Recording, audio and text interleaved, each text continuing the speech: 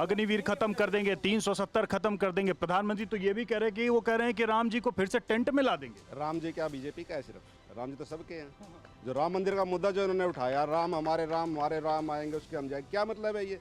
तो गए क्यों नहीं लोग प्राण प्रतिष्ठा में? किस लिए जाएंगे? इनविटेशन जब दिया गया, राम तो अपने घर है। जब राम सबके थे तो राम बीजेपी को का घर बैठ, श्री राम को घर बैठ के सभी याद करते हैं, सभी याद करते हैं श्री राम को।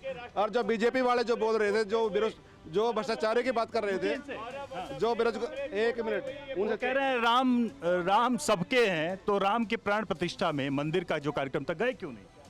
वो बीजेपी वालों की थी, बीजेपी वालों एक ऑर्गेनाइज प्रोग्राम था। कैसे? जब राम सबके हैं तो बीजेपी का कैसे हुआ? आप इस पे क्या तर्क है? वो बीजेपी वालों ने बोला, उन्होंने सीधे चिट्ठी में लिख के दिया। हाँ। उन्होंने बोला क्लियरली, ये सिर्फ हमारा प्रोग्राम। पूछते हैं जरा यहाँ लोगों से, राम के मुद्दे पर बात हो रही है, राम मंदिर के मुद्दे पे बात हो रही है। राम तो सभी के हैं। हाँ। विरोध क्यों किसने किया? फिर विरोध को राम मंदिर का किसी ने विरोध किया? कोर्ट में कौन गया? सभी गए हैं। केस कौन लड़ रहा था? रामलला के खिलाफ कौन केस लड़ रहा था? सभी लड़ रहे थे केस। कोई तो बीजेपी जो खिलाफ लड़ रहा था वो राम के कैसे था? मेरा जो रामलला के खिलाफ मुकदमा लड़ रहे मेरा गांव नरुखेड़ी है। मैं बीजेपी वालों से पूछना चाहता हूँ। अच्छा। राम मंदिर करते हैं। हाँ। क्या उस राम मंदिर ने लोकल जो समस्याएं समाधान की?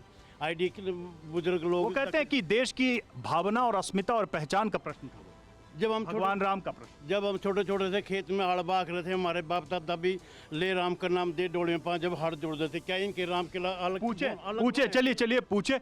अब वो कह रहे हैं कि राम मंदिर के आंदोलन से जो कुछ भी बीजेपी ने किया वो सब राजनीतिक था, उसका फायदा लोगों को। देखिए, राम जो है कण कण में विराजमान है, उसी प्रकार से हवा पूरे वायुमंडल में हवा है। वो कह रहे हैं 2014 के बाद पूरे वायुमंडल में, एक मिनट, मैं आप अगर मुझे बोलने देंगे मैं इनकी बात का जवाब भी दूंगा।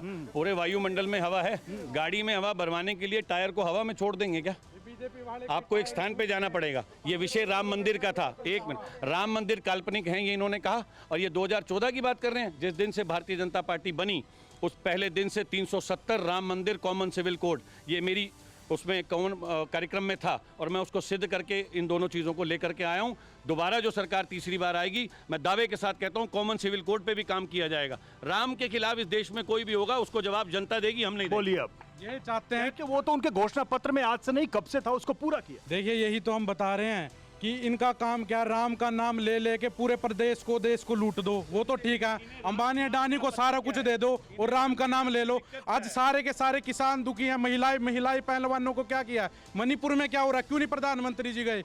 और करनाल का ये हाल है, मैं बता देता हूँ, अमित शाह जी को भी रैली कैंसिल करनी पड़ी, क्योंकि पता है दिवांशु बुद्धि राजा जीत रहा है, कांग्रेस पार्टी आ रही है, 10 की 10 सीटें आ रही हैं और एक विधानसभा की आ रही है। जो मुद्दे हैं ग्राउंड लेवल के मुद्दे